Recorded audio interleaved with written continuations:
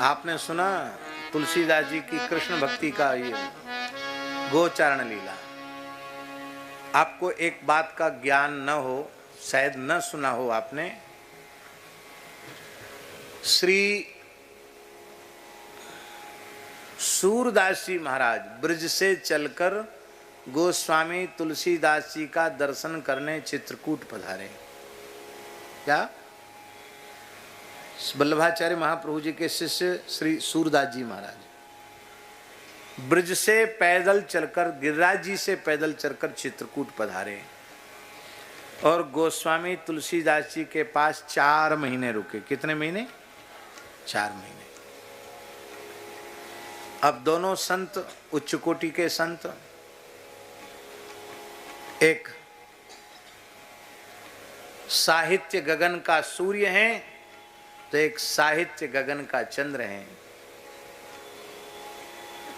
इसलिए महाकवि केशवदास ने कहा, सूर सूर तुलसी शशि,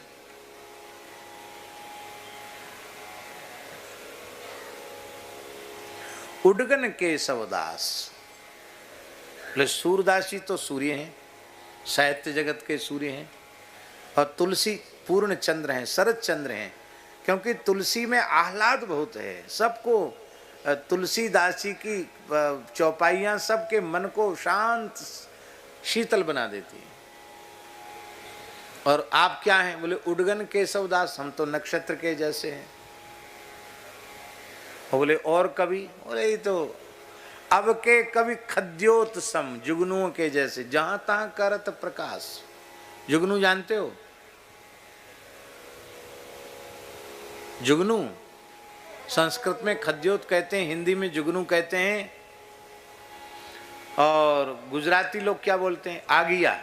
आगिया आप समझ गए? आगिया। और हमारे ब्रज में कहते पटवीजना। पटवीजना बोलते हैं ना। और मारवाड़ी में क्या बोलते सो आप बताओ?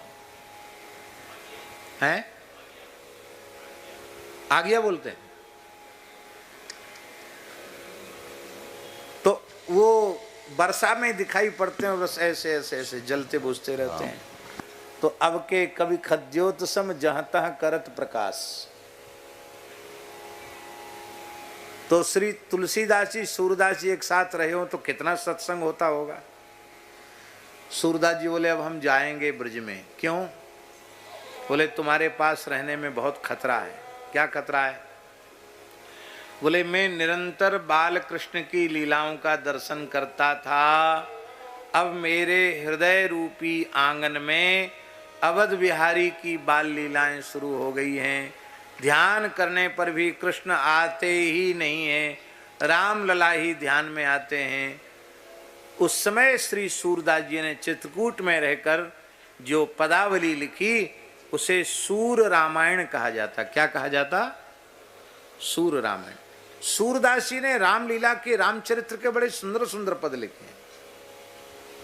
बोले भैया हमारी निष्ठा डगमगा रही है, तुम्हारी सन्निधि का प्रभाव है कि अब राम लला ही खेल रहे हैं हमारी आंखों के सामने, अब कृष्ण लला तो आते ही नहीं। तो भैया ऐसी जगह नहीं रहना चाहिए जहां गड़बड़ा जाए निष्ठा, तो चले वहां से, लेकिन आपको भी वहां आना पड़ेगा।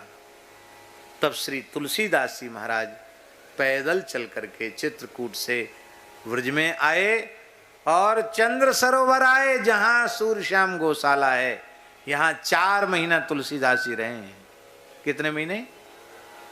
सूरदास जी के साथ कुटिया में तुलसीदास जी 4 महीने रहे सूर्यश्याम में। और यहीं बैठकर उन्होंने श्री कृष्ण गीतावली की रचना की है। क्या? बोले अब आपके पास रहने से भी हमारे तो विचित्र हो गए, अब राम जी ध्यान में नहीं आ रहे। अब तो बस या तो गोचारण लीला का दर्शन हो रहा है या माखन चोरी लीला का दर्शन हो रहा है। तो जो जो लीला दिखती है तुलसीदास जी को वो लिखते हैं, वो श्री कृष्ण गीतावली के नाम से है।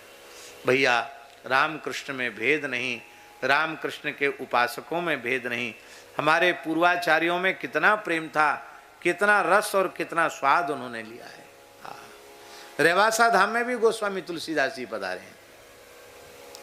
रहवासा धाम में गोस्वामी तुलसीदास जी पधारे, वहां कई महीने विराजे। वहां उस समय अग्रदेवाचार्य जी महाराज रहवासा में विराज ही रहे थे, प्रकट थे उस समय आचार्य चरण। तब आपने कहा कि हमारे जानकी नाथ जी को कुछ सुनाओ। तब श्री तुलसीदास जी ने वहीं यह पद सुनाया, जब जानकी नाथ सहाय करें तब कौन बिगाड़ करे नर तेरो। ये पद वहीं उन्होंने सुनाया।